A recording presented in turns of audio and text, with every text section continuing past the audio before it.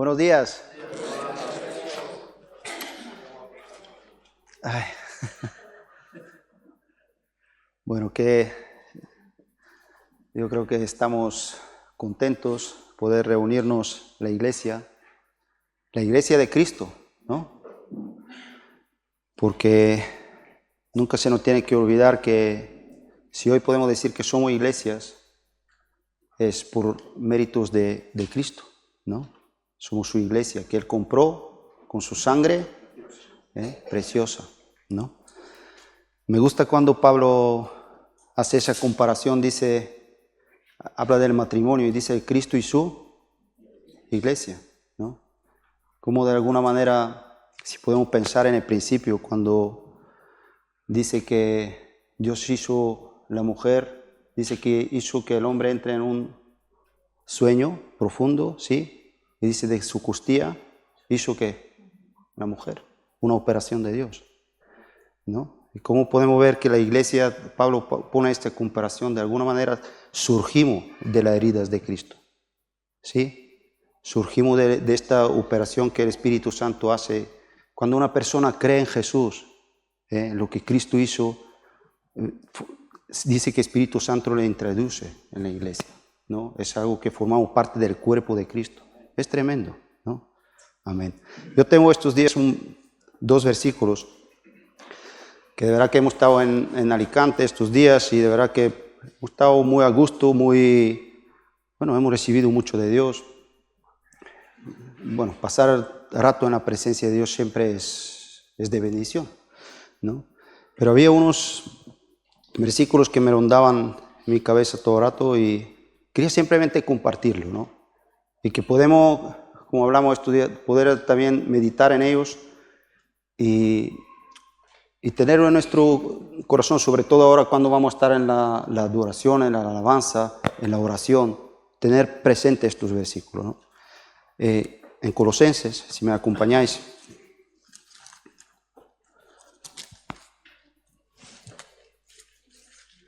El libro de Colosenses, y en capítulo 2,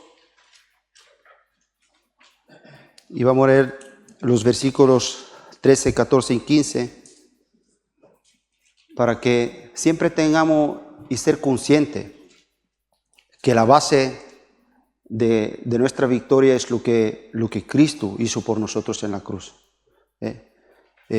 Por eso somos, como dice el apóstol Pablo, más que victoriosos, ¿no? No es simplemente de que en Cristo somos siempre más que victoriosos, porque somos victoriosos en Cristo, lo que Él logró, pero somos más porque continuamente en nuestra vida cristiana empezamos a participar de esta victoria y sentimos todo aquello que Cristo logró, empezamos a vivirlo en nuestra vida, somos más que victoriosos, ¿no? Dice, a vosotros, estando muertos en pecados y en la incircuncisión de vuestra carne, os dio vida juntamente con Él, perdonándoos todos los pecados, anulando el acta de los decretos que había contra nosotros, que nos era contraria, quitándolos en medio, clavándola en la cruz, y despojando a los principados y los potestades, los exhibió públicamente, triunfando sobre ellos en la cruz, ¿no?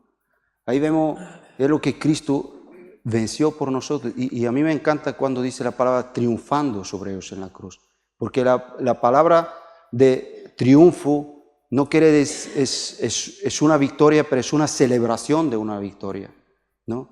Como Cristo nos lleva a nosotros a entender que Él venció por nosotros en la cruz, ¿no? Celebrando esta victoria, ¿no? Y hoy tenemos esta victoria, esa victoria Cristo la hizo por nosotros. Todo aquello que Cristo hizo en la cruz fue por nosotros, por su iglesia, venció.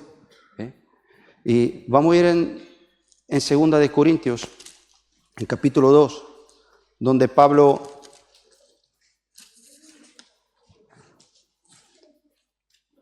que podemos ver que aquí Pablo nos habla que el propósito de Dios es que esta victoria se manifieste por medio de su iglesia al mundo. Que todo el mundo sepa de que en Cristo hay victoria, ¿no? Que en Cristo nuestros pecados pueden ser perdonados, pueden ser vencidos, ¿no? bueno, que Satanás no tiene por qué tener ya poder sobre nosotros, ¿no? Y empieza con, más a Dios, ¿qué? Gracias, ¿no? Cuando realmente comprendemos estas cosas, lo único que podemos decir es a Dios que gracias. En 2 Corintios 2:14, ¿no lo dije? Sí. Perdonad. 2 Corintios, capítulo 2 y versículo 14.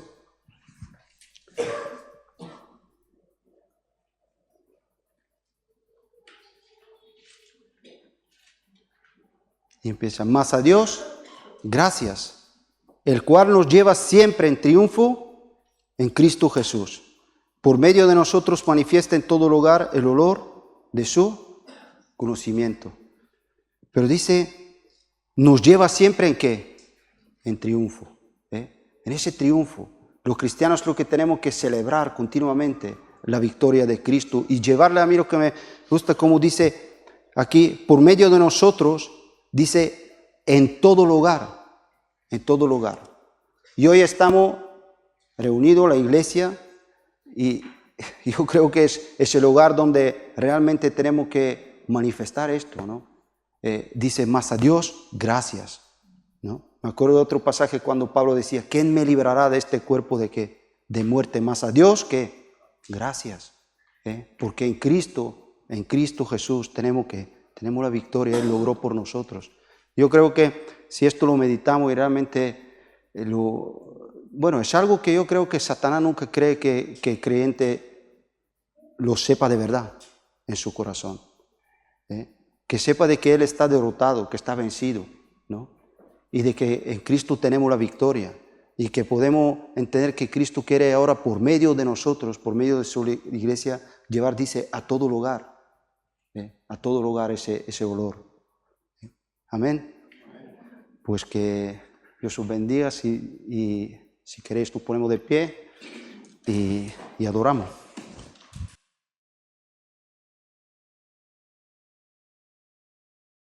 Pues de primeras ya, buenos días a todos. Bienvenidos a la familia de Noemi, a todos que componéis su familia, que seguramente que falta alguno más. Y a todos vosotros, aunque nos vemos todos los días, y a todas vosotras que nos vemos todos los días y demás, pues saludarnos siempre es de agradecer y darnos los buenos días, ¿no? Que es una forma, ¿no?, de comunicarnos. Buenos días, hola, buenos días, hola, buenas tardes, ¿no? Es una forma de comunicarnos. Entonces, bueno, tanto que Adán no quedó dormido, ¿no? ¿O quedó dormido? No quedó dormido, ¿no? Ahora los hombres que no nos quedemos dormidos en nuestra vida espiritual. Entonces el hombre tiene su parte, su oficio en la iglesia. Y a propósito de esto, yo diría, como creyentes o como hijos de Dios, y cuando nos juntamos como iglesia, tenemos que saber, o deberíamos de saber, o de entender cuál es nuestra parte en la iglesia, quiénes somos en la iglesia. Y esto es importante. No es algo más, sino es algo importante. ¿Cómo nos ve la iglesia? ¿Quién dice la iglesia que somos? Tú, yo, el otro y aquel. Es muy importante, porque cada uno tiene una parte en la iglesia, o debe de tener, o quiere tener, o otro no quiere tener. El que quiere tener parte en la iglesia, ¿verdad?, pues tiene pues ciertas obligaciones delante de Dios. Entonces sería bueno pues que esto también lo pensáramos. ¿Quién soy yo en la iglesia? ¿Quién? Cuando la iglesia me mira, ¿quién dice que soy yo? Y no hablo del nombre porque más o menos nos vamos conociendo y nos conocemos. Hablamos de, como miembros de la iglesia, ¿quiénes somos? La iglesia tiene una organización, lo sabemos, ¿no? Es un diseño de Dios y Dios lo ha diseñado de tal manera. Entonces, a partir de ahí, tenemos que vernos quiénes somos en la iglesia. Y repito, cómo la Iglesia nos ve. Es importante, porque nos reunimos no como los vecinos, una reunión de vecinos, ¿no?, en el portal de casa, para discutir o mejorar el bloque. No nos reunimos para eso. Nos reunimos para alabar a Dios, para darle gracias, para recordar cada día la salvación que nos ha dado. Somos su iglesia. Y sí, hay oficios en la iglesia. Y es así. Pues el que tiene oficio, que lo cumpla. Ese es también. Yo lo hablo por mí también. Debemos de hacerlo. ¿Vale? Bueno, pues era una introducción que ya sabéis, los que me conocéis, que de momento me viene algo de Dios y no me lo suelo callar. Porque no sea algo mío, sino es algo que Dios quiere hablarnos y es importante. Porque si a Él alabamos, Él también tiene derecho a hablarnos, ¿no? ¿O qué? No le vamos a hablar nosotros todo. Él tiene todo el derecho de hablarnos y Él quiere hablarnos y su voz quiere que la escuchemos. Es importante también. ¿Sí? Bueno, el tema que nos trata hoy tiene que ver, vamos a estar en la carta dirigida a los hebreos. Aquí como que hay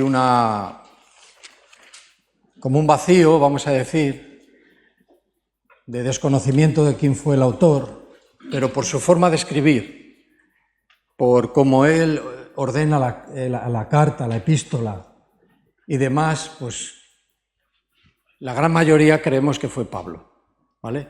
Pero bueno, no vamos a andar ahí, pero cada vez que toquemos una epístola es bueno darle un poquito de este sentido.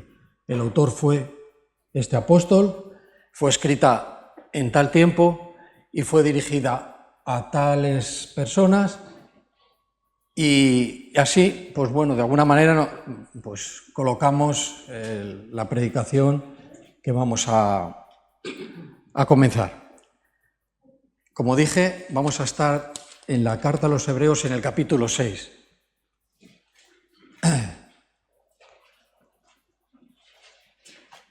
Los hebreos, pueblo de Dios, los israelitas, pues ellos en su tiempo, porque esto está escrito en otro tiempo, pero es necesario que alguien nos explique para poderlo aplicar en nuestro tiempo, porque la palabra de Dios no tiene tiempo, es atemporal, ha trascendido los tiempos y los tiempos y los tiempos. Desde que se escribió el Pentateuco, los 5 primeros libros, ¿verdad? Eso quedó escrito y eso ha ido trascendiendo en los tiempos. Más adelante se fueron escribiendo otros libros, los libros de los profetas, los salmos y lo que conocemos del Antiguo Testamento. Más adelante se escriben los evangelios, ¿vale? Se escriben las cartas y llega hasta un momento en donde se escribe el libro de la Revelación. Entonces, todo este libro, que está escrito desde hace casi 2000 años, algunos y otros muchos más, que son parte del Antiguo Testamento, ha trascendido, no se ha quedado en el tiempo. Es viva, es eficaz en cualquier tiempo, ¿vale?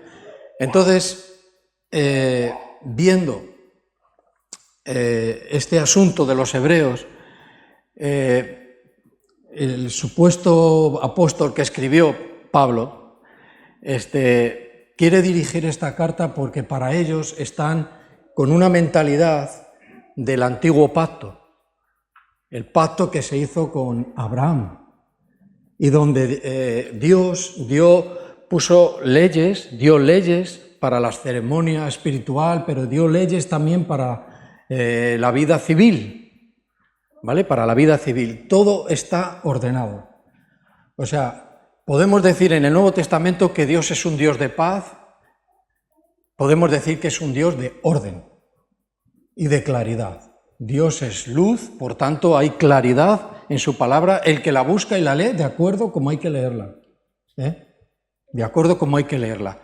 Y si alguien te la explica, por eso hablamos algunas veces expositivamente, quiere decir. ¿Qué significa esto? Que hay alguien que nos explica las Escrituras, ¿vale? Inspiración de Dios, unción de Dios, poder de Dios. Y ahí está su iglesia, ¿verdad? Cada uno en su función, ¿sí? Capítulo 6 he dicho, creo, versículos 18, 19 y 20. La esperanza en Cristo, podríamos tomarlo como un título, la esperanza en Cristo es segura y firme ancla. ¿Habéis oído alguna vez esta parte de la Biblia? Sí. Aquí la figura principal y lo que vamos a mirar no es el ancla, porque el ancla es algo que todos conocemos, pero este nombre aparece. Es una ilustración, nos ilustra algo, nos quiere hablar de algo y nos pone, para que podamos entender, un ancla. Entonces tenemos que pensar primero qué función hace el ancla en un barco. ¿Sabemos más o menos? Los que hemos navegado sabemos, ¿no? ¿Qué sabemos? ¿Eh? Sujeta, mantiene. Correcto, para que no se mueva. Entonces podemos decir que la esperanza en Cristo es una esperanza segura y es una esperanza firme que tiene una ilustración de una ancla. Es fácil.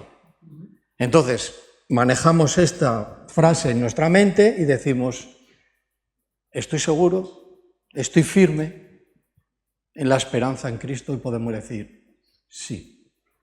No quiero que la esperanza en Jesucristo, lo que yo espero, la salvación que yo espero, la salvación final que yo espero, se mueva, se deslice. He sido anclado aquí y en los años aparezco a millas de aquí. No puede ser.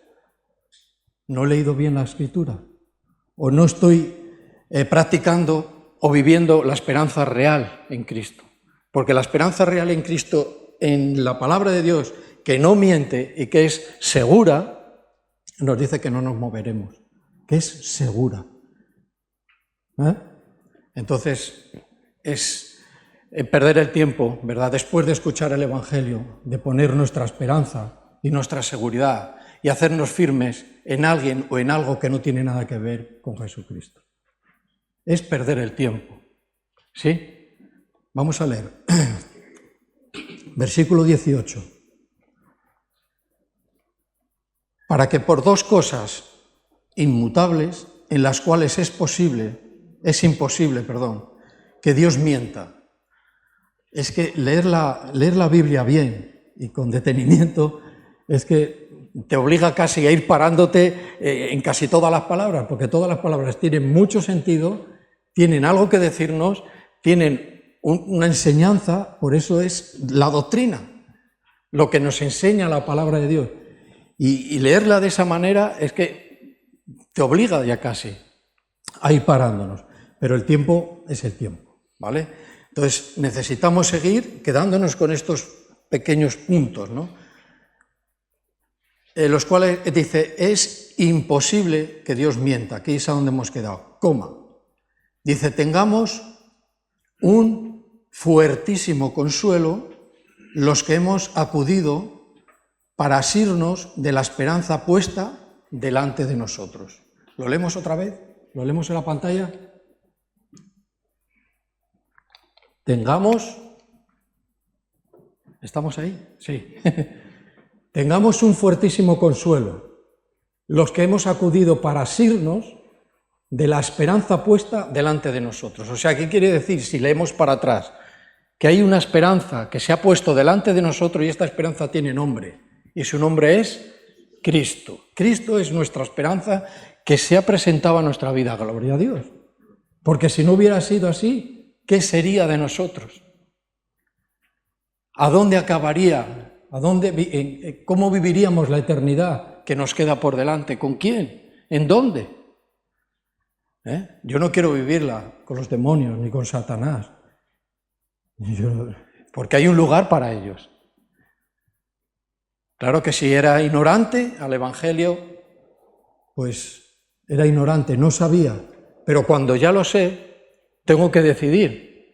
Digo, ¿a dónde quiero pasar yo mi eternidad después de que la esperanza, Cristo, se ha presentado a mi vida? ¿Qué estoy haciendo con esto?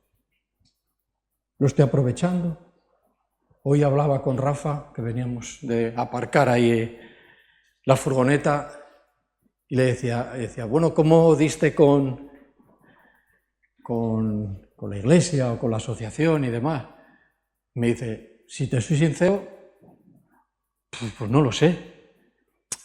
Entendamos esto, no vino volando ni vino, ¿me entendéis, no? Que así como llevado por un viento, que no.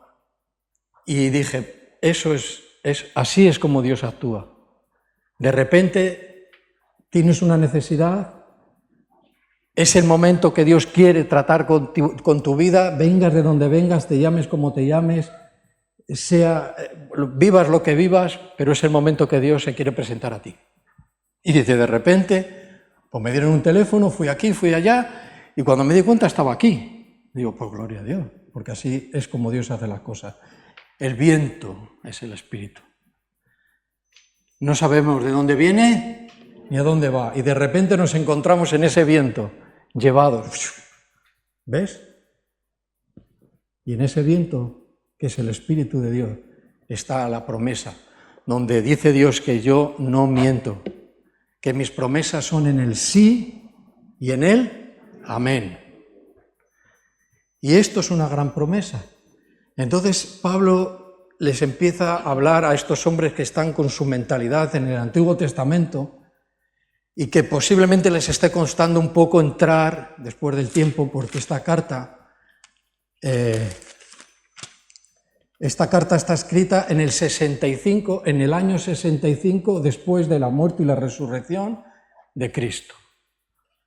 Habían pasado 65 años y le escribe a este grupo. Es un poco diferente a como vemos otras epístolas, que va dirigida claramente a un grupo de una ciudad, de una iglesia que tiene ese nombre y tal y tal. Pero aquí es como a los hebreos. No sabemos, pero la tenemos escrita, hay que aprovecharla. Entonces tenían esa mentalidad del Antiguo Testamento donde, bueno, Dios era el que le iba indicando por ciertas maneras de cómo tener una relación con ellos, de cómo tenían que ser o deberían de ser perdonados, porque es fundamental de que Dios nos perdone. Y todo era muy diferente hasta que vino Cristo. Cuando vino el Señor, las cosas cambiaron. Hubo una transición. Él era el último sacrificio. Y era hoy y para siempre. Y ahí cambiaron las cosas. Le costaba entender esto, porque ellos estaban acostumbrados a que hubiera 3 sacrificios durante el día en el templo, donde había los sacerdotes, donde estaba la estructura religiosa del tiempo, de este tiempo. Y era así. Pero Cristo vino y se presentó delante de ellos y dice, yo soy la esperanza. Dice, y si tú pones tu esperanza en mí, va a ser como un ancla, que vas a estar firme, vas a estar seguro y vas a estar con una vida completamente nueva. Dice, bueno, el plan es atrayente. Ahora el Señor empieza a decirte por dónde y cómo encontrar y entregarte a esa esperanza. Y ahí viene, bueno, el Evangelio. Arrepentidos. Esta es la manera. Yo sé que el Señor está preparando el corazón de gente para tener ese momento. Y ese momento es el tiempo, es ese campo que al final, cuando se siembra, va a dar fruto. Y lo va a preparar y lo está preparando y lo ha preparado en mí y en ti. Y va a preparar ese corazón para cuando llegara el momento tuviéramos una respuesta afirmativa. Sí, Señor. Porque muchos en el mundo y hasta en la iglesia evangélica creen en Jesús, Pues eso es lo que hay que hacer. Pero no todos creen a Jesús. ¿Es lo mismo? Hay que pensar un poco en esto. ¿Creemos que Jesús existió? ¿Creemos que los que escribieron hablaron de Jesús, de alguien real? Sí, creemos. ¿Pero le creemos a Él? Porque Él dijo, si os arrepentís, dice que veréis y entraréis en el reino de los cielos. ¿Le creo? Si no le creo, mi respuesta es negativa y me quedaré sin la entrada. ¿Ves? Entonces, queremos entrar. Yo lo voy a dar por hecho. Los que hemos entrado ya estamos, ¿verdad? Y estamos desde dentro animando, ven a Cristo. Ven a la iglesia, pero no solo a la iglesia, ven a Cristo. Porque no consiste en venir a la iglesia. Venir a la iglesia, a reunirnos con el pueblo de Dios, y Él nos va a hablar en una manera diferente, y vamos a estar en un recogimiento, y vamos a estar escuchando su voz por medio de alabanzas. No sé el Espíritu Santo, ¿de dónde viene? ¿Hacia dónde va? Él hace su obra, porque el Espíritu Santo es Dios, y es la tercera persona que está influyendo, trabajando, ayudando, enseñando en nuestros tiempos. En nuestros tiempos, en el tiempo de la Iglesia, ¿vale? Vamos a avanzar. Quiero, a donde hemos leído, perdonadme, después de la coma, dice, tengamos un fuertísimo consuelo. Los que hemos acudido en la Biblia textual, yo no sé si conocéis esta versión, en la Biblia textual, que está traducida textualmente del idioma original, del griego del tiempo, dice esto. Después del punto dice, tengamos un poderoso estímulo. Este poderoso estímulo aquí nos dice que es un poderoso consuelo. Este es el estímulo que nos está hablando. Tengamos un poderoso consuelo los que hemos huido en busca de seguridad. Esto en la Biblia versión que tenemos no está traducido. En la textual sí. ¿Vale? No es un error de Dios, no es un error, yo no veo tampoco error. Se puede deducir, vamos a usar esta palabra deducir, por el contexto de que esto va a ser así. Pero en la Biblia textual nos lo pone claramente. Dice que los que hemos huido en busca de seguridad. Los que hemos venido a Cristo, hemos venido huyendo, buscando seguridad. A veces decimos, bueno, no fue una huida, no tenía miedo de nadie, pero era como este llamado, y lo que estaba pasando es que estábamos siendo llevados huyendo en busca de una seguridad. Porque los que ya tenemos años, y los jóvenes lo van a experimentar en su día, van a ver que todo lo que el mundo ofrece, no hay ninguna seguridad. Porque la seguridad que busca el hombre sin Dios son seguridades económicas, seguridades para las enfermedades, la seguridad social, ¿no? Este tipo de seguridades, de vivir en un país relativamente seguro, de violencias y de cosas. Busca esa seguridad, eso es así. Pero ¿y la seguridad en tu alma? ¿Quién nos puede dar una seguridad de salvación? Una seguridad de esperanza, de que hay un lugar en el cielo para ti. Cristo dice que nuestra vida, una por una, individual, no la Iglesia, nuestra vida, dice que está escondida con Cristo en Dios. Ya está la seguridad. Y a veces que no me lo creo. A veces vivo como un mundano. No en un sentido tal, pero mi pensamiento no tiene mucha relación con la palabra. No seas así. pensamiento tiene que ir de acuerdo. Y si creo a Cristo, creo que mi vida ya está escondida con Cristo en Dios, que tengo una seguridad de salvación, que mi vida ya está en lugares celestiales. Es bíblico. Dice, pero ¿cómo voy a estar mi vida en lugares celestiales si yo estoy aquí, hoy?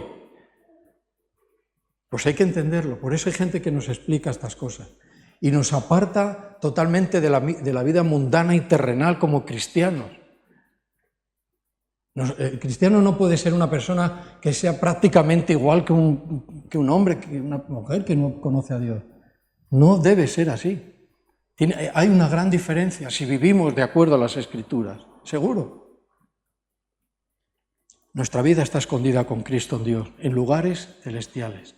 En el mismo lugar donde está Cristo resucitado, sí, porque habéis muerto y vuestra vida está escondida con Cristo en Dios. Colosenses 3:3. Y ahí es a donde está la vida de un cristiano. Ahí. ¿Cómo me explico esto yo a mí mismo? ¿Cómo me digo yo a mí mismo? Pues, a ver, mi vida está aquí. ¿A qué vida se refiere? El Señor dice que está sentado en el trono en lugares celestiales. ¿Lo dice así? Y dice, y nosotros con Él. ¿Será de los que ya están en la gloria? No, nos lo dice a los que estamos aquí. ¿Qué nos aporta esto? De que tenemos que entender la Biblia en una manera profunda, no pasando de ligero. Y si necesitamos que nos la expliquen, perfecto, porque todos lo necesitamos, pero necesitamos oídos para oír. Y esto nos aporta de que el Señor ha hecho algo misterioso, espiritual, que ya está, lo que era, lo que no es, ya es. Tiene que ver con eso. Lo que no es, porque estamos aquí, parece que no es, pero para Cristo, ¿cómo es? Lo es. Y ahí estamos, en esos lugares, en los lugares de la resurrección. ¿Por qué? Porque hemos sido resucitados juntamente ¿con quién? Con Cristo. Y Cristo está en los lugares celestiales. Y nuestra vida resucitada por nuestra regeneración de nuestro pecado está ya juntamente con Él. Eso yo creo que a la Iglesia nos anima. Nos tiene que animar, porque es que si no nos vamos a empezar a bajar la mirada tanto, vamos a estar ahí mirando en las cosas de este mundo, en las preocupaciones de este mundo, y Cristo se presenta a nosotros como nuestra esperanza. Él es nuestra esperanza, lo que Cristo no puede hacer. Número 1, no hay número 1. Número 2, tampoco. Cristo puede hacer todo. Bueno, eso es lo que yo necesitaba, que haga todo. Y yo no hago nada. Entonces me convierto en un religioso. Gloria a Dios, Señor, me siento, digo, hablo, pero no vivo. No vivo. ¿Sí? Carlos, está atento ahí tú, ¿eh? Muy bien. Lo que decíamos que estaba también en esta otra Biblia, han huido en busca de seguridad. Vamos a mirar un poco este versículo, para pasar al 19. Una de las cosas que hay que tener en cuenta, que es muy importante, es la inmutabilidad de Dios. ¿Qué podemos decir de esto? Que Dios no cambia, que Dios no cambia, que Dios no cambia. Entonces, alguien que no cambia es una buena seguridad. Si vemos a alguien que hoy va para allá y vamos detrás de él creyendo que él es el que nos va a guiar, pero mañana le veo para allá. Así somos los hombres a veces. Por eso, madurar tiene que ver con mantenernos firmes en el mismo camino. Entonces seremos de buen ejemplo. Habrá personas que buscan tener esta cierta seguridad todavía en personas que ellos ven, porque están empezando a ver la vida espiritual. Pero Cristo no es así. Él ha sido siempre inmutable, inconmovible. Él siempre ha sido el mismo. Cuando nada existía, Él ya existía. Es la eternidad. Ese concepto, ¿cómo va en nuestra mente? Va poco, porque es tanto, tan incomprensible, pero ¿creemos a Dios? ¿Creemos a Jesús? ¿Le creemos? Sí. Pues entonces estamos seguros de que Él es inmutable, de que no tiene cambio, y eso hay que tenerlo en cuenta. A los que hemos buscado refugio, a los que hemos acudido buscando refugio, yo por el tiempo, al final nunca acabo los mensajes. Parece que voy al tiempo, y el tiempo nos asfixia el tiempo, pero no podemos quejarnos porque Dios lo creó. Entonces nunca podemos decir que no. Vamos a ir a Josué, al Antiguo Testamento. Si encontramos Deuteronomio, el siguiente. Si encontramos Jueces, el anterior. El libro de Josué en el capítulo 20 y en el versículo 1 al 3. Yo os dije al principio, yo no sé si para refrescar un poco este punto, está hablando a los hebreos. Ellos tenían esta mentalidad y ellos recordaban por leer las Escrituras de que había lugares y ciudades de, los que leemos la Biblia, de refugio. ¿Habéis leído alguna vez esto? Y les habló de estas ciudades de refugio y luego cambia la ilustración y dice, habla del ancla. Dice, antes existía esto. Y es interesante ver qué tiene que ver las ciudades de refugio. ¿Qué eran estas ciudades de refugio?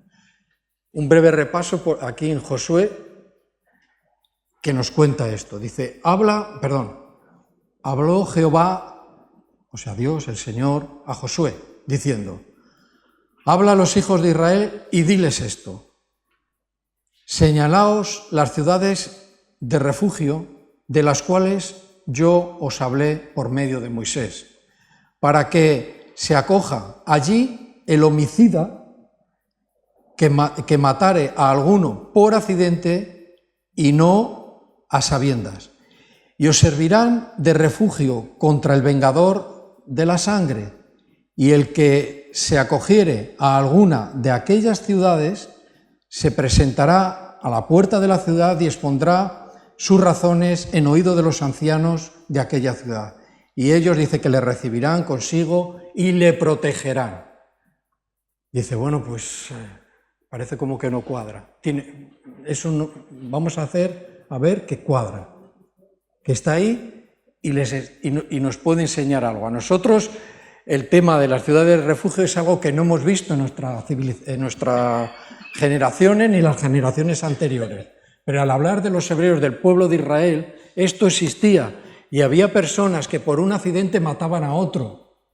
Eso es un homicidio, ¿sí o no? En Deuteronomio y en Levítico, en estos dos libros de las leyes civiles, dice que si alguno estaba cortando árboles, y me pone así, y el otro alargaba la mano y el otro fue a cortar y le cortaba la mano, eso es un homicidio, o sea, un agravio, pero era sin querer. Entonces dice que familia podía buscar venganza hacia esta persona. Entonces Dios estableció ciudades donde estos hombres podían ir allí y allí se refugiaban y no me vino la palabra, protegían a este hombre.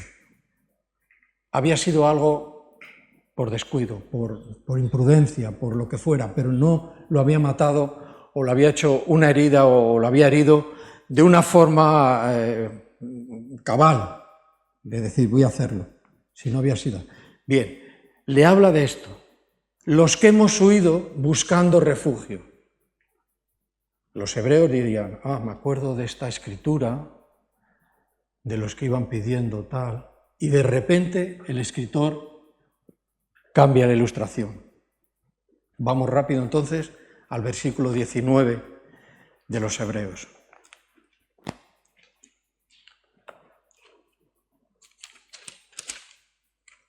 A los hebreos, en el capítulo 6.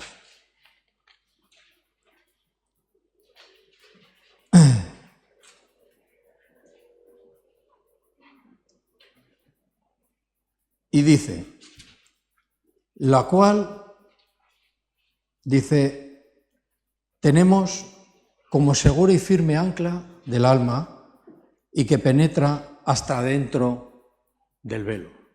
Ahora les habla ya del Nuevo Testamento, de la persona de Cristo, los que hemos huido buscando refugio, buscando seguridad en nuestro espíritu, en nuestro corazón.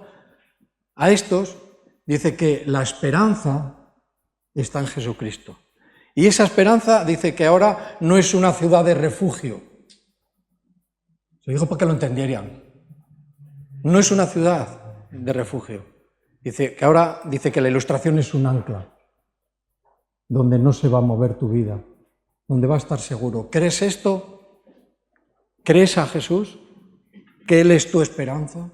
¿Que no hay otra esperanza? ¿Que no hay otra salida? ¿Que no busquemos más en este mundo algo que sea como parecido o sea algo como que me va a dar un poquito de aquí y un poquito de allá? Un cristiano, un necesitado, uno que huye hacia la seguridad, no hace eso.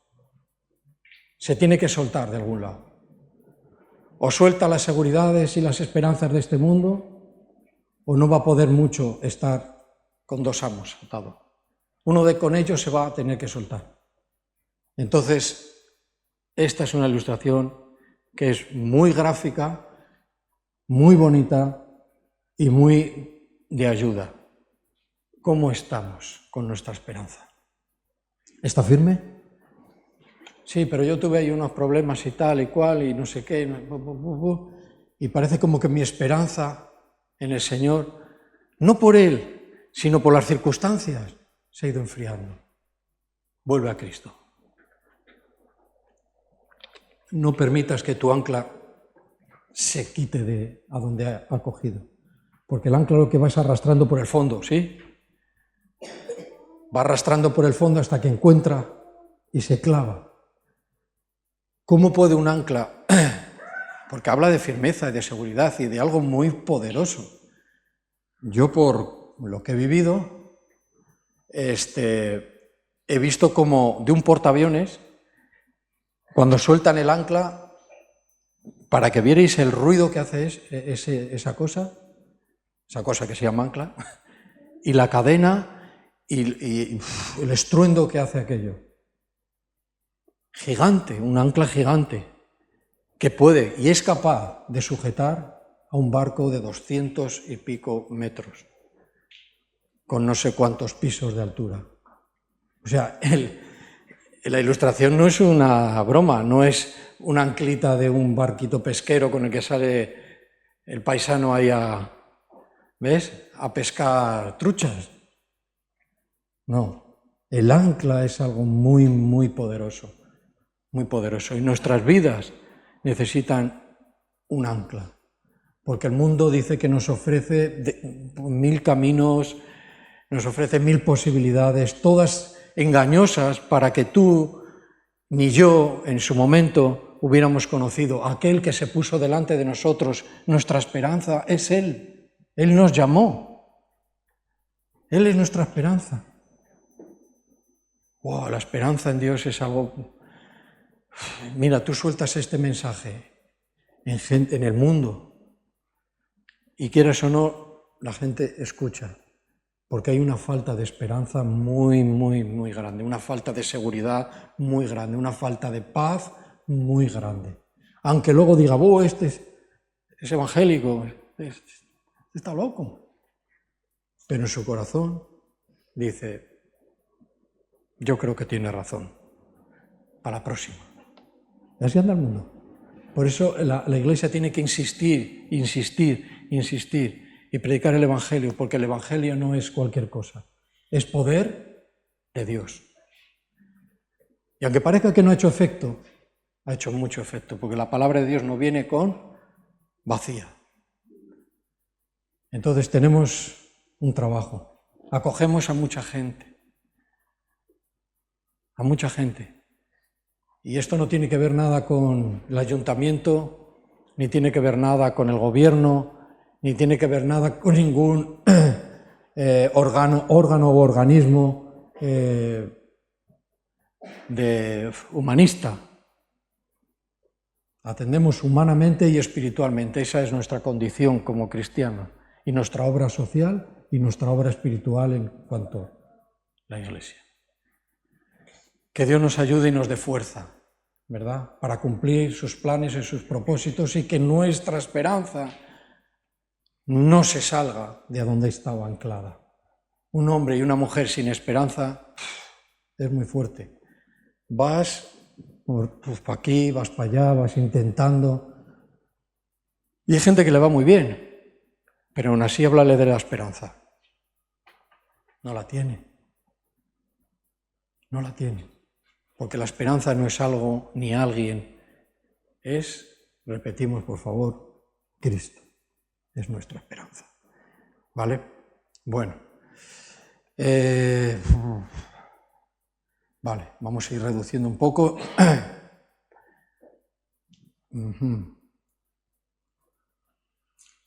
No sé si llegaremos al versículo 20. Bueno, vamos a quedarnos en el 19 y miramos un par de cosas y acabamos. Ahora lo que dice que este ancla ha penetrado. O sea que ha llegado, la esperanza, que es Cristo, ha llegado hasta dentro, hasta detrás del velo. Hemos oído alguna vez, me imagino, cristianos, hablar del velo. Era la manera, era el tabernáculo que se desplazaba, ¿verdad?, por el desierto, donde tenía sus partes. El pueblo de Israel se asentó en la tierra prometida y Salomón construyó un templo, el templo de Dios. Y había también sus partes, pero en otra forma, en un templo estable, firme, ahí. ¿Vale? Entonces, el tema del velo, más que interesante, es necesario que lo sepamos. Necesario que lo sepamos. El velo del que habla es un velo un velo de separación. Separaba una parte del tabernáculo.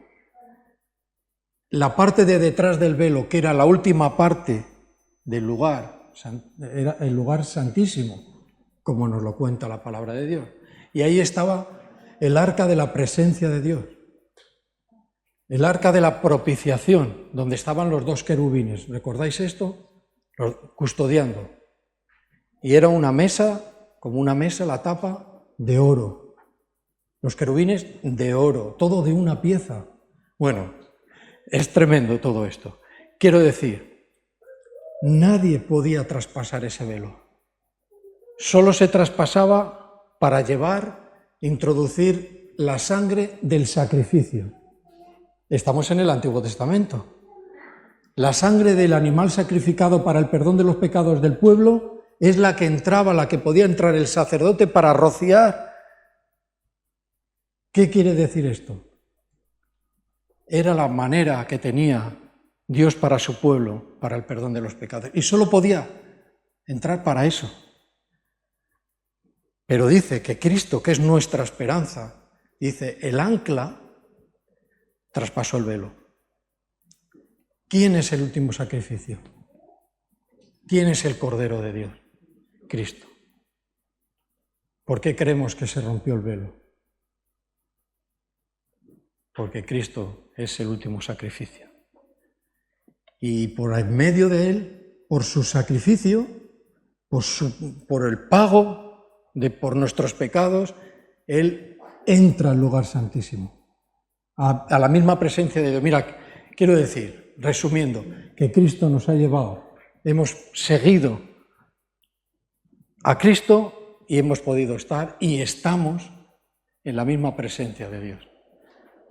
Cuando nos reunimos, ¿qué sale de nuestro corazón? Señor, aquí estamos, en tu presencia. ¿Lo decimos o no? ¿Por qué? Ahí dice, pues yo no veo el arca de la alianza.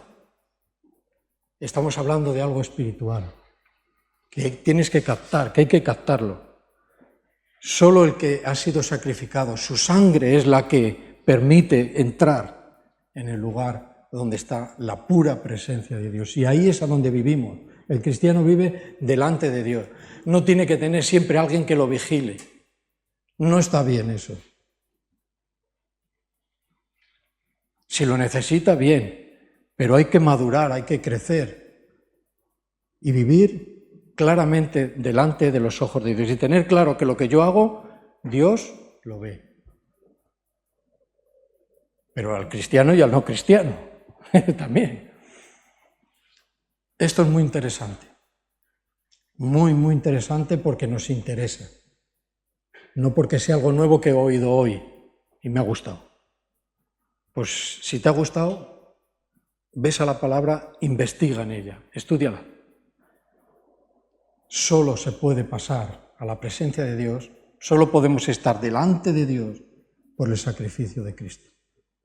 Y lo que hacían con la sangre, rociarla del sacrificio, era un tipo de lo que iba a venir. Y en Cristo se ha cumplido todo. Todo el tabernáculo, el lugar de adoración, el lugar todo se ha cumplido. Entras por la puerta, lo primero que encuentras es el altar del sacrificio. ¿Quién fue sacrificado? Cristo. Él es la ofrenda.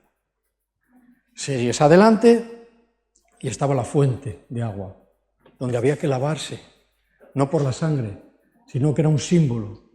No podías entrar allí, el sacerdote no podía entrar allí inmundamente, no, tenía que ser lavado, tenía que lavarse, y eso era un tipo. Cristo es el sacrificio, Cristo es el que nos lava, su sangre es la que nos rocía y nos libera. Cristo es todo el tabernáculo, todo. Y hemos sido llevados. Estamos siendo llevados a la misma presencia de Dios por medio del que es único que puede hacer esto. Y este es Cristo. ¿Cómo no va a ser una esperanza? Si ha traspasado lo intraspasable. Si de Él se habla desde el principio.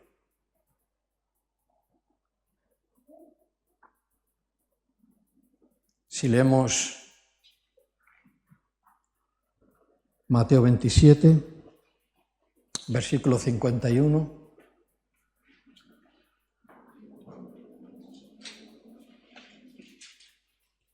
¿Lo tienes? Mateo 27, 51.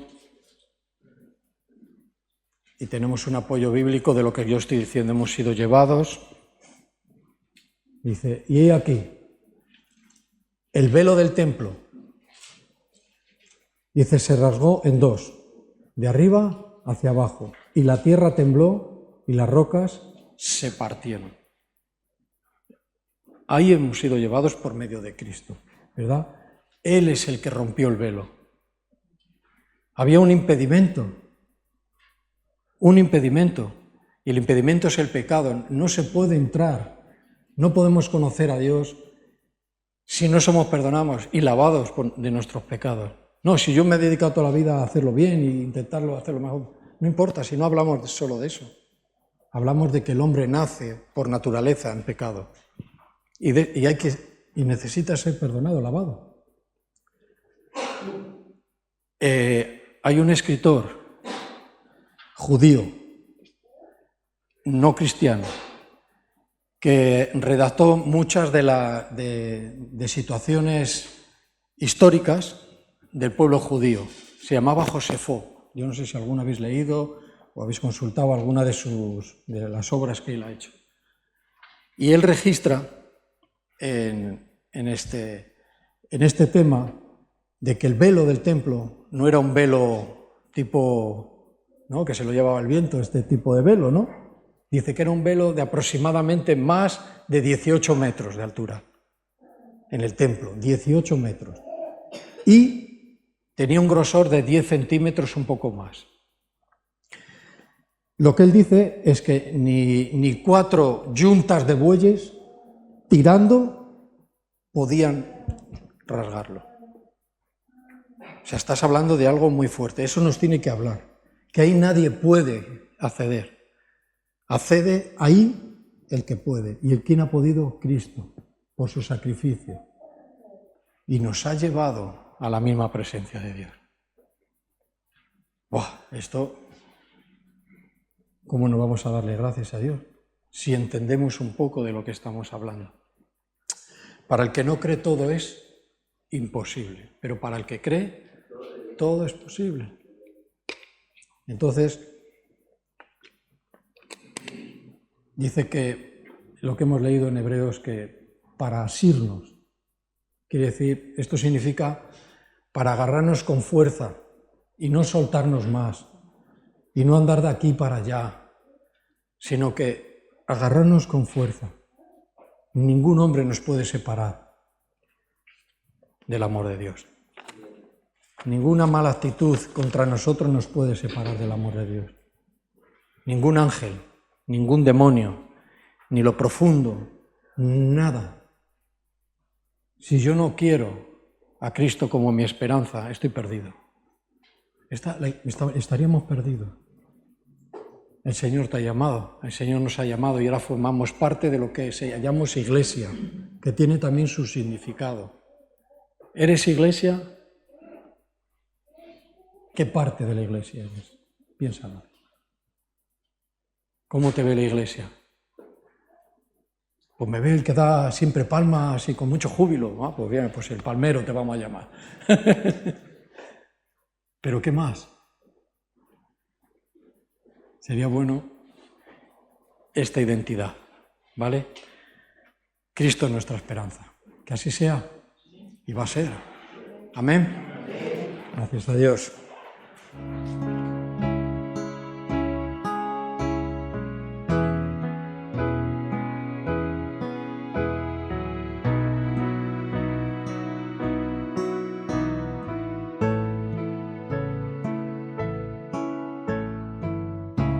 Que no se desvíe mi alma, que tras cosas vanas no se eleve mi corazón,